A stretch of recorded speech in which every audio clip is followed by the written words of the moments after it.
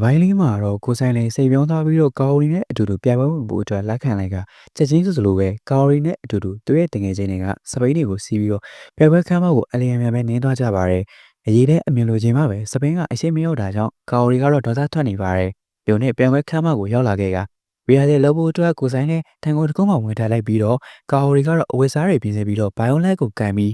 ကိုဆိုင်ရဲ့အနာကိုရောက်လာပါတယ်။ပြီးတော့ကိုဆိုင်ကို ready ပဲလားဆိုပြီးတော့မေးလိုက်ကကိုဆိုင်ကတော့လက်ကွက်စာအုပ်ကိုညှိမပြတ်ကြည့်ပြီးတော့လက်ကွက်မျိုးစုံကိုမနာနဲ့လေ့ကျင့်နေပါတယ်။ကာအိုရီပါပဲပြောကိုဆိုင်ကတော့သူမကိုဂီယူမဆက်ပဲလက်ကွက်တွေကိုသာအဆက်မပြတ်လေ့ကျင့်နေပါတယ်။ထပ်ပြီးတော့လေကာအိုရီကသူ့ရဲ့ပုံစံကကြည်ကောင်းလားဆိုပြီးတော့မေးလိုက်ကကိုဆိုင်ကတော့သူ့ကိုဂီယူမဆက်ပဲစာအုပ်ကိုပဲကြည့်ပြီးတော့လက်ကွက်တွေပဲလေ့ကျင့်နေတဲ့ကြောင့်ကာအိုရီရဲ့ဒေါသတက်ပြီးတော့သူ့ရဲ့နမူနာကိုဆိုင်ကိုတိုက်လိုက်ပါတယ်။ကိုဆိုင်ကတော့လက်ကွက်တွေကိုကြည့်နေခေါင်းကမိကိုတွေထွက်လာပါတယ်။ကာအိုရီကတော့စိတ်မရှိတာကြောင့်ပြပွဲခမ်းမတဲ့ကိုလက်ဆွဲပြီးတော့ကိုဆိုင်ကိုခေါ်သွားပါတယ်ပရိသတ်တွေကတော့သူတို့အရင်ကအားပေးခဲ့တဲ့အိုင်တော်ကိုထပ်ပြီးတော့ပြင်ပြရတာကြောင့်အားလုံးကတကယ်နဲ့အားပေးနေကြပါတယ်။ထပ်ပြီးတော့လည်းပရိသတ်တွေတင်မဟုတ်ပဲဒိုင်နေကပါကိုဆိုင်ကိုမှတ်မိနေတာကြောင့်စနေရိုက်ပညာရက်ကိုရန်နာပြီးမှပြန်ပေါ်လာလို့ဘလို့တိဆက်မှုမျိုးတွေနဲ့ဖြိုပေးသွားမလဲဆိုတာကိုစိတ်ဝင်စားနေကြပါတယ်။ဒီလိုနဲ့ပြန်ပွဲကိုစတင်ခဲ့ပြီးတော့ကိုဆိုင်ကတော့သူမှတ်မိတဲ့လက်ကွက်တွေနဲ့သူခုနကပြန်လေးချစ်ထားတဲ့လက်ကွက်တွေကိုပေါင်းစည်းပြီးတော့စတင်ပြီးတော့ပရိသတ်တွေကိုတင်ဆက်လိုက်ပါတယ်။ကိုဆိုင်ရဲ့တင်ဆက်မှုနဲ့အတူကာအိုရီလည်း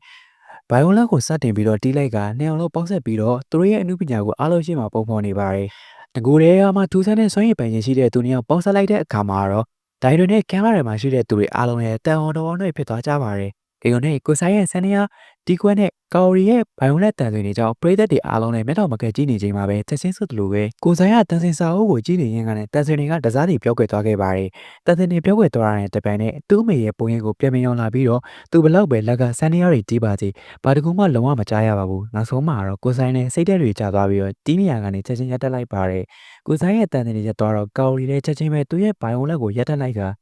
သူတို့ဒီဝဲမှာရှုံးသွားပြီဆိုပြီးလေကိုဆိုင်ကကာအိုရီကိုတရားစိုက်ကြည့်နေပါတယ်ကာအိုရီရဲ့မျက်နှာကိုကြည်ရင်ကနေပြီးတော့ကိုဆိုင်လည်းသူ့ကြောင့်ကာအိုရီရဲ့အနုပညာပြုတ်လဲမခဲနိုင်ဘူးဆိုပြီးလေသူငယ်ကသူ့မိသိမ်းမိခဲ့တဲ့လက်ကွက်တွေကိုတကူချင်းစီပြန်တွေးရင်းကနေချက်ချင်းပဲကိုဆိုင်လည်းဒီကွက်အသေးတစ်ခုနဲ့အတူတူပြန်ပြီးတော့စတင်ခဲ့ပါတယ်ဒါကိုမြင်ရတော့ပရိသတ်တွေနဲ့ကိုဆိုင်ရဲ့တငယ်ချင်းတွေလည်းပြတ်သွားခဲ့က